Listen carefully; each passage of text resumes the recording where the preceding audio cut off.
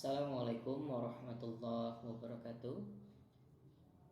Alhamdulillahirrabbilalamin. Assalatu wassalamu ala asrafil anbiya wal mursalin wa ala alihi wa sahbihi ajma'in. Apa kabar para mahasiswa sekalian?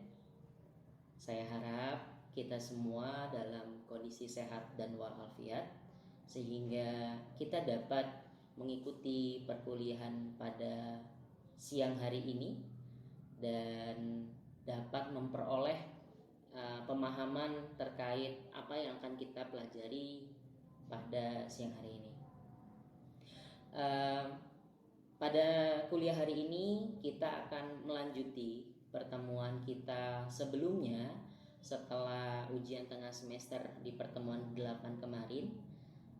Kita akan memasuki ke pertemuan 9 dalam mata kuliah akuntansi keuangan lanjutan, di mana akuntansi keuangan lanjutan ini merupakan mata kuliah wajib yang harus diambil oleh seluruh mahasiswa dan mahasiswi di Politeknik Negeri Lampung jurusan D4 Akuntansi Keuangan Digital, di mana Polinela atau singkatan dari Politeknik Negeri Lampung merupakan politeknik pertama yang menggagas jurusan berupa akuntansi keuangan digital.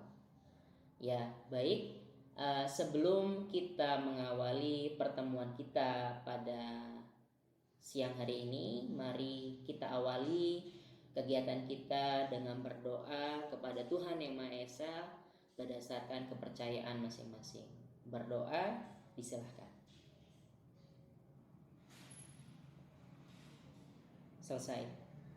Baik, para mahasiswa sekalian, di pertemuan ke-9 kali ini kita akan memasuki suatu bab yang berjudul tentang akuntansi persekutuan.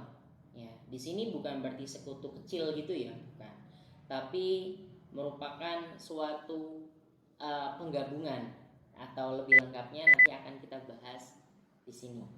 Ya, dalam pertemuan kali ini kita akan memfokuskan akuntansi persekutuan pada dua hal. Yang pertama pada pembentukan dan yang kedua pada alokasi laba atau rugi. Ya, kita akan melihat bagaimana peran akuntansi di dalam kegiatan bisnis yang bersifat persekutuan.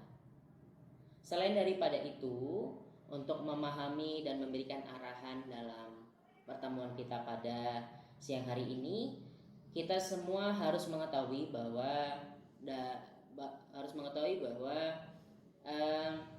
dalam pertemuan ini kita diharapkan itu mampu untuk mengetahui atau mengidentifikasi suatu kegiatan unit bisnis dapat dikatakan sebagai kegiatan persekutuan.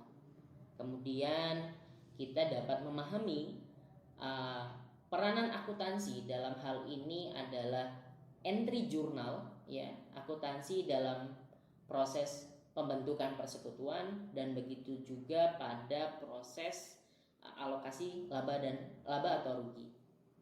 Selain itu juga di sini saya akan coba mengenalkan beberapa metode ya dalam alokasi laba rugi yang umum atau general yang digunakan dalam pencatatan akuntansi persekutuan. Ya, baik. Kita mulai dari definisi suatu persekutuan. Kita dapat mengatakan bahwa persekutuan itu merupakan penggabungan dua buah entitas atau dua orang ya yang saling sepakat untuk melakukan suatu bisnis, di mana kedua entitas ini atau kedua orang ini itu akan melakukan investasi pada usahanya tersebut. Investasi itu dapat berupa aset-aset yang mereka miliki, sebut saja seperti kas, terus deposito, bidang dagang, tanah, bangunan, ya seperti itu. Yang dimana mereka berharap dari kegiatan usaha persekutuan tersebut mereka akan memperoleh laba. ya, memperoleh keuntungan di periode usaha mereka. Nah, di sini bisa kalian baca ya, kurang lebih itu sama dengan apa yang saya jabarkan. Dari definisi tersebut kita dapat menarik garis besar bahwa persekutuan itu memiliki ciri atau karakteristik. Di sini saya coba menyimpulkan dan sedikit menambahkan terkait apa itu persekutuan atau bagaimana unit bisnis itu dapat dikatakan sebagai unit bisnis sebuah persekutuan. Yang pertama, karakteristik yang pertama yaitu tentunya mutual agency ya. Jadi ada kesepahaman di antara para agen ya. Kemudian adanya aset yang diinvestasikan atau adanya joint asset. Kemudian ada limited life. Nah, di sini maksudnya bahwa persekutuan itu waktunya itu dibatasi oleh perjanjian gitu. Dan tidak ada juga persekutuan yang tidak dibatasi ya. Dia persekutuan itu berlanjut terus seperti itu ya. Nah, tapi kebanyakan dalam persekutuan yang baru dibuat itu biasanya mereka akan menetapkan beberapa tahun gitu, beberapa tahun persekutuan tersebut akan berlangsung ya, dilihat dari prospeknya menghasilkan atau tidak ya, di situ akan berpengaruh. Kemudian kita bisa tahu bahwa perusahaan atau suatu entitas bisnis itu dikatakan persekutuan itu ketika dia profit oriented ya, jadi nggak ada unit bisnis itu loss oriented ya, nggak ada, itu pasti semuanya itu adalah profit oriented. Dan yang terakhir ini tambahan dari saya, karakteristik dari persekutuan itu adanya transferable interest. Ini maksudnya mudahnya seperti ini, para pemodal itu lama kelamaan akan semakin tua ya, dan mereka akan di regenerasi seperti itu. Nah, regenerasi itu merupakan pengganti dari para pemilik modal sebelumnya. Maka dikatakan bahwa pemilik modal yang lama itu akan melakukan transferable interest gitu ya. Jadi ada kemungkinan, ada kemampuan bahwa modal yang dimiliki oleh pemilik modal sekarang itu dapat ditransfer ke generasi selanjutnya. Bisa jadi itu orang lain, bisa jadi itu keturunannya. Nah, jadi sampai sini kita bisa memahami bahwa persekutuan itu setidaknya memiliki 5 jenis karakteristik ya.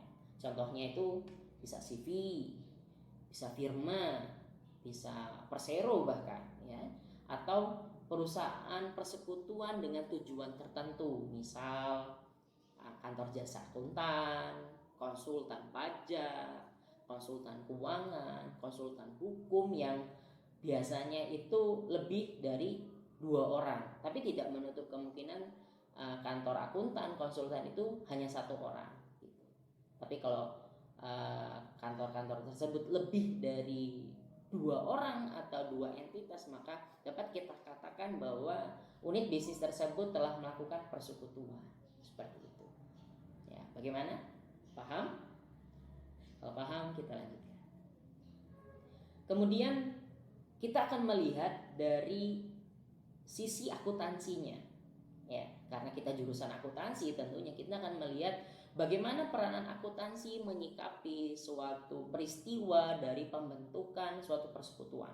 Bagaimana akuntansi mencatatnya, bagaimana akuntansi mengendalikannya, dan bagaimana akuntansi dapat melihat dan menyusun suatu catatan keuangan dengan baik seperti itu. Di sini saya memiliki keywords ya dari bagaimana peranan akuntansi itu dalam proses pembentukan persekutuan.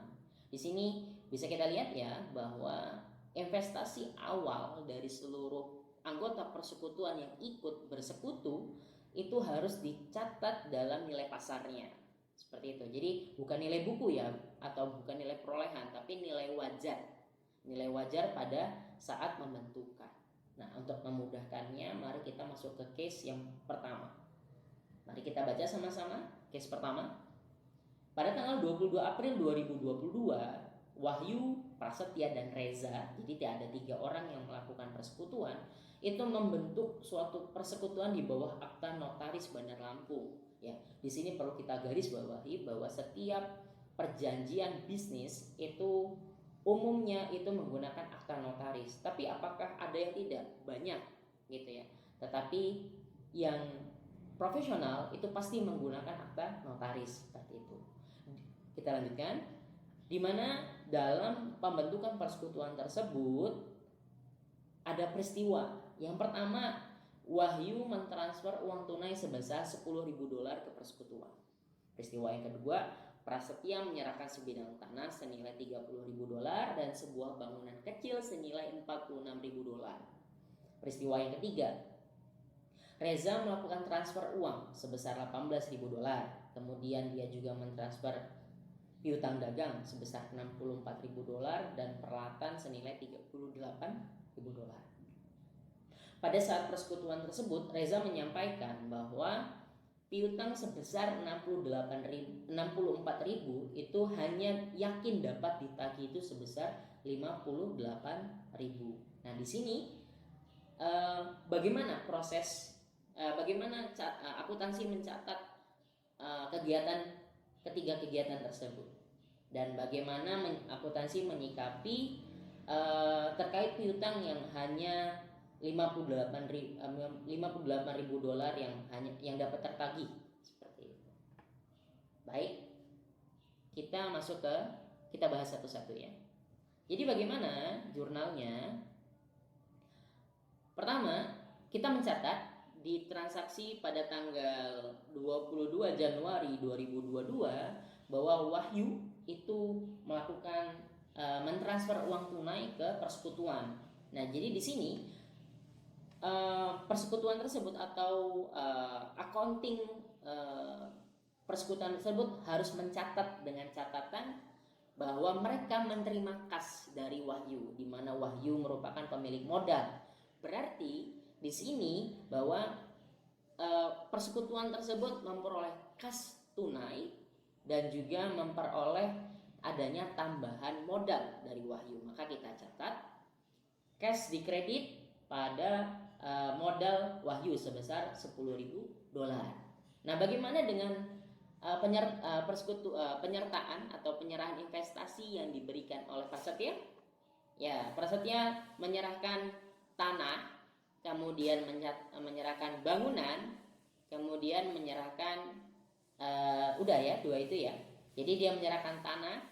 Jadi persekutuan menerima aset ya berupa tanah senilai $30.000. Kemudian persekutuan menerima bangunan senilai $46.000. Kemudian persekutuan mencatat adanya tambahan modal oleh Prasetya sebesar $76.000. Total dari $30.000 ditambah dengan $46.000. Kemudian peristiwa yang ketiga ya, bahwa Reza juga melakukan investasi di persekutuan itu berupa kas ya. Jadi kita terima kas itu $18.000, kemudian kita terima account receivable. Nah, sementara kita catat dulu dengan nilai utuhnya yaitu $64.000. Kemudian persekutuan juga menerima dari Reza berupa alat-alat ya, itu senilai $38.000. Nah, ketika kita total ya, atau ketika kita perhatikan ya informasi tadi gitu ya, bahwa Reza itu bilang bahwa hanya $58.000 yang ditagih. Nah, di sini akuntansi mengambil peran kehati-hatian gitu ya. Jadi dia melakukan pencatatan atas piutang yang ragu-ragu. Nah, jadi kita menggunakan mencatat bahwa kita masih memiliki piutang yang tidak dapat tertagih, atau dalam bahasa Inggris kita bisa bilang allowance for bad debts, yaitu selisih nilai dari $64.000 kita kurangkan dengan $58.000 atau sebesar $6.000. Jadi tambahan modal yang Reza berikan itu merupakan cash $18.000 ditambah $64.000 untuk piutang, ditambah $38.000 dari alat-alat, dikurangi dengan piutang yang tidak dapat ditagih tadi sebesar $6.000. Maka penyertaan modal yang Reza berikan itu senilai $114.000. Jadi dapat kita jumlahin ya, dalam tanggal 22 Januari ini persekutuan menerima $10.000 dari Wahyu, $76.000 dari Prasetya, kemudian menerima $114.000 dari Reza. Seperti itu. Sampai sini paham? Oke, alhamdulillah. Kita masuk ke kegiatan akuntansi atau peristiwa-peristiwa yang terkadang terjadi di persekutuan. Nah, jadi terkadang para pemilik modal itu di tengah operasi perusahaan itu dia melakukan penarikan modal. Nah, misalkan tadi Prasetya naruh $30.000 berupa tanah, dia mau narik tuh, ya kan? Misalkan mau narik sekian persennya gitu. Nah, itu diperbolehkan selama ketiga orang yang menjadi pemilik modal tersebut sepakat seperti itu ya. Nah, ini kita harus tahu bahwa persekutuan dengan individu dengan 3 orang tadi itu secara akuntansi harus dipisah. Jadi secara entitas harus terpisah gitu ya. Jadi tidak boleh serta-merta misalkan kita bilang kita terima atau kita tarik uang gitu ya, padahal benar-benar ya $30.000 untuk Prasetya tadi itu merupakan uang dia gitu ya. Kita mau narik 5.000 gitu ya. Itu tidak bisa seperti itu aja gitu ya. Jadi ada pemisahan antara entitas bisnis dengan entitas pribadi gitu. Maka akuntansi berperan di situ. Nah, kita menyebutnya penarikan tersebut merupakan prive atau dalam bahasa Inggris kita bilang withdrawing gitu ya. Nah, untuk lebih memudahkannya, mari kita ke case kedua gitu ya. Di sini di case kedua bahwa disebutkan bahwa pada tanggal 1 Mei 2022, nah ini Prasetya kebetulan contohnya itu menyatakan akan menarik sejumlah kas sebesar $5.000, dan pada tanggal 5 Mei 2012 ya dia akan menyetorkan kembali berupa uang tunai sebesar $8.000. Nah, ini bagaimana akuntansi menanggapinya ya, bagaimana jurnalnya untuk penarikan tersebut dan bagaimana penyetoran kembali dari modal tambahan tersebut gitu. Oke, kita lanjut ya ke pembahasan. Nah, bagaimana akuntansi menyikapinya? Akuntansi menyikapinya bahwa seperti yang kita bilang, seperti yang sudah saya bilang tadi, bahwa harus ada pemisahan antara entitas bisnis dengan entitas pribadi si Prasetya tadi. Memang benar Prasetya punya uang $30.000 di persekutuan, tapi tidak serta-merta uang tersebut dapat ditarik begitu saja gitu ya. Jadi butuh kesepakatan di antara tiga mitra tersebut gitu, 3 sekutu tersebut.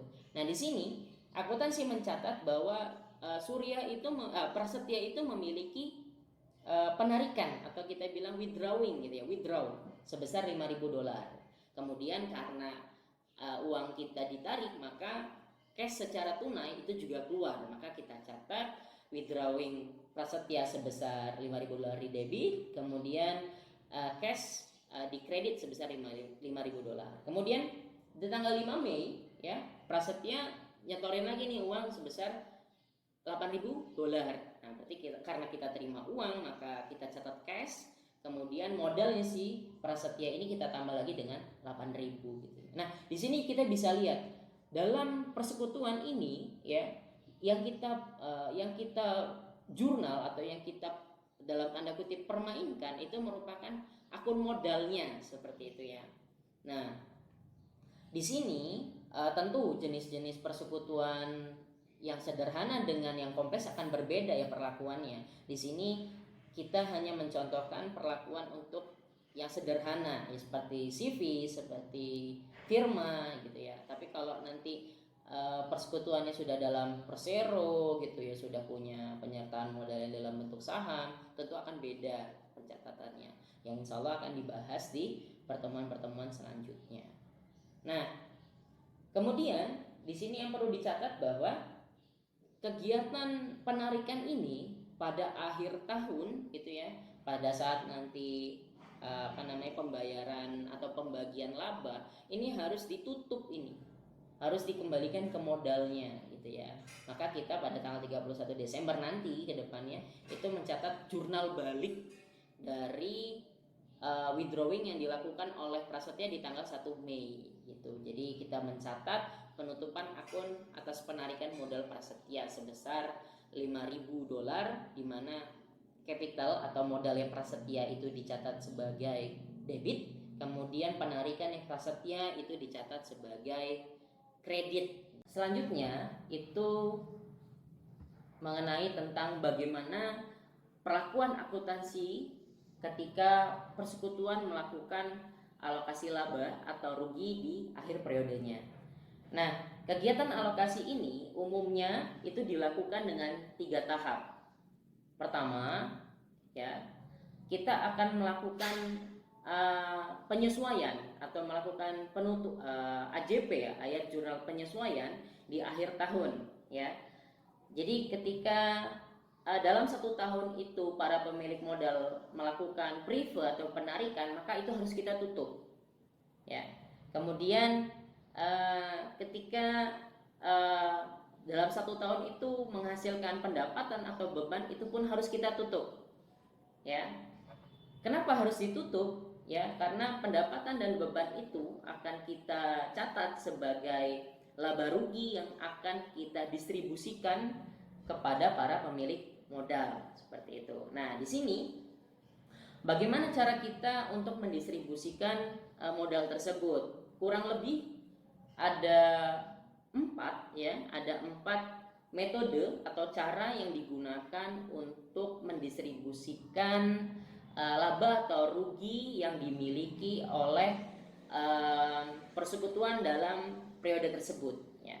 Yang pertama itu pre-selected ratio. Itu maksudnya ketika di awal pembentukan persekutuan ya, kalau contohnya tadi 3 orang tadi ya, Wahyu, Prasetya, dan Reza, itu mereka akan menetapkan sejumlah rasio yang harus mereka sepakati ya ketika perusahaan tersebut memperoleh laba atau rugi gitu ya. Jadi mereka tentukan di awal gitu ya, bagaimana berapa persen gitu, berapa persen rasio dari pembagian laba dari masing-masing pemilik modal gitu ya. Itu bebas dari ketiga orang tersebut. Dan itu pernyataan ini harus tertulis di akta ya, akta dari persekutuan tersebut, seperti itu. Kemudian ada yang kedua itu interest on capital balance. Ini maksudnya itu alokasi laba rugi itu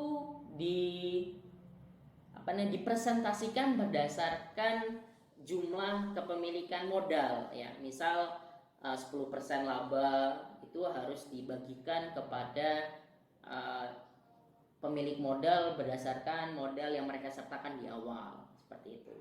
Kemudian salary atau insentif. Nah, terkadang di dalam persekutuan itu ada anggota yang terlibat di dalam kegiatan persekutuan itu, mungkin sebagai manajer penjualan, mungkin sebagai accountingnya gitu ya. Jadi mereka itu harus digaji gitu. Nah, jadi bagian dari laba rugi ya, bagian dari laba rugi yang diperoleh dalam 1 tahun itu akan mereka distribusikan dalam bentuk gaji, salary, atau dalam bentuk bonus insentif, seperti itu. Dan yang terakhir adalah kombinasi dari ketiganya. Nah, ini tidak menutup kemungkinan dalam suatu persekutuan mereka menentukan rasio di awal, kemudian mereka juga memberikan bunga gitu ya, bunga dari penyertaan modal yang mereka miliki, kemudian mereka juga memberikan gaji. Nah, bingung? Nah, kalau bingung, mari kita langsung ke case aja gitu ya. Nah, di sini ada case yang ketiga. Di sini saya sengaja untuk memberikan 3 skenario gitu ya. Maksud saya ya 3 peristiwa gitu yang mencerminkan metode-metode tersebut. Nah, di sini mari kita simak ya. Di case ketiga bahwa Nova dan Lia memiliki saldo modal pada tanggal 1 Januari 2022. Ini maksudnya Nova dan Lia ini membentuk persekutuan gitu ya. Dimana masing-masing mereka itu, dimana Nova memiliki modal sebesar $200.000, kemudian Lia memiliki modal sebesar $180.000. Di masa pembentukan persekutuan tersebut, Nova dan Lia sepakat untuk melakukan pembagian laba dan ruginya menggunakan 3 metode. Yang pertama, mereka terima gaji tahunan, di mana Nova terima gaji 40.000 dan Lia menerima 24.000. Kemudian mereka juga ingin nih dari sisa laba rugi setelah dibagikan gaji itu mereka ingin ada 10% tambahan dari saldo yang mereka sertakan di awal ya. Jadi 10% ini diambil dari dari saldo modal yang mereka sepakati di awal gitu. Kemudian jika ada sisanya ya mereka ingin dibagikan ya. Jadi seluruh laba di tahun tersebut ingin dibagikan seluruhnya kepada pemegang modal, di mana Nova terima 60% dan Lia terima 40%. Nah, di sini instruksinya adalah siapkan kertas kerja yang menunjukkan alokasi laba bersih tersebut gitu ya. Di mana ada 3 tahun nih, di tahun 2023 bagaimana alokasi laba untuk pendapatan 150.000 dan beban 40.000 gitu. Dan di tahun 2024 juga seperti itu ya, untuk pendapatan sama ini $150.000 dan beban $90.000. Dan begitu juga di tahun 2025 untuk beban $60.000, pendapatan $150. Nah, terus setelah dibuat kertas kerjanya, terus bagaimana jurnal akuntansinya? Oke, yuk mari kita bahas. Bagaimana kita buat untuk tahun kertas kerja di tahun 2023, di mana persekutuan dari Nova dan Lia memperoleh laba sebesar $110.000 gitu ya. Nah, ini kertas kerjanya. Pertama kita buat namanya itu tunjangan gaji ya, di mana mereka sepakat di akhir tahun ketika terima laba itu ada gaji sebesar 40.000 untuk Nova dan Lia $24.000. Kemudian ada tunjangan bunga di mana 10% ya besarnya itu diambil dari modal yang pertama kali mereka sertakan. Berarti untuk Nova 10% dikali dengan $200.000 maksud saya dapat $20.000. Kemudian Lia 10% dari $180.000 dapat $18.000 gitu ya. Nah, berarti untuk total dari gaji dan bunga yang Nova dan Lia terima masing-masing itu adalah $60.000 dan $42.000, atau ketika dijumlah sebesar $102.000. Mereka sepakat nih bahwa seluruh laba itu harus didistribusikan seluruhnya pada pemegang modal. Jadi pada laba 2023 di mana mereka memperoleh laba sebesar $110.000, ternyata masih ada sisa nih ya, masih ada sisa sebesar $110.000 dikurangi dengan $102, di mana $102 itu sudah dalam bentuk gaji dan sudah dalam bentuk bunga. Jadi ada selisihnya, kita kurangin itu sebesar $8.000. Nah, $8.000 ini didistribusikan sesuai dengan kesepakatan yang mereka lakukan di awal, di mana sisa dari laba tersebut itu 60% untuk Nova, kemudian 40% untuk Lia. Jadi dalam 1 tahun di 2023 Nova terima pendistribusian laba sebesar $64.800 dan Lia memperoleh $45.200. Nah, bagaimana jurnalnya? Oke, jurnalnya seperti ini. Kita akan mencatat seluruh alokasi ini terjadi pada tanggal 31 Desember 2022 gitu ya, di akhir periode. Dimana pertama ya, kita ini ada prive nggak tadi ya kan? Kalau tadi saya bilang alokasi laba itu pertama kita harus menutup seluruh prive atau penarikan dilakukan oleh proyek modal. Nah, untuk case ketiga ini nggak ada nih, nggak ada prive gitu ya. Berarti kita tidak perlu menutup prive yang prive karena tidak ada seperti itu ya. Yang kedua, kita harus menutup pendapatan dan beban-beban. Nah, ini kita tutup nih. Revenue kan saldo normalnya adalah di kredit, jadi kita tutup di debit sebesar 150.000.